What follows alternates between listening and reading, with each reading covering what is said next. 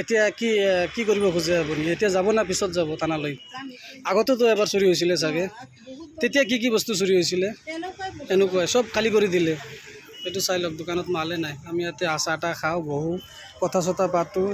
যিহেতু এজনৰ হাজবেণ্ড নাই, মাৰা গৈছে, ঠিক আছে। এই ঘৰখন আমিয়ে বনাই দিছোঁ লাগ দি। চাই লওক এই পৰিস্থিতি, এতিয়া কোনো মাল নাই, চব খালী কৰি দিছে। এনেকুৱা যদি হয় সোণাপুৰ আমাৰ অল মাৰ্কেট, চকীদাৰ আছে, থকা অৱস্থাটো যদি এনেকুৱা হয়, তে মানুহ কেনেকুৱাকৈ চলিব, কেনেকুৱাকৈ খাব? তো চাই লওক কেনেকুৱা আমাৰ পৰিস্থিতি। এই সৰু দোকান এখন আছে, এইটো চাই লওক।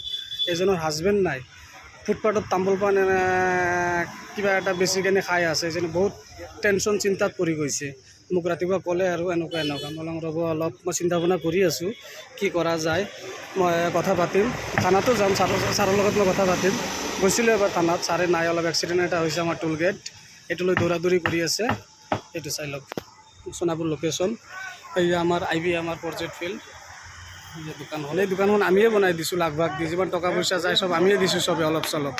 এইটো চাই লওক।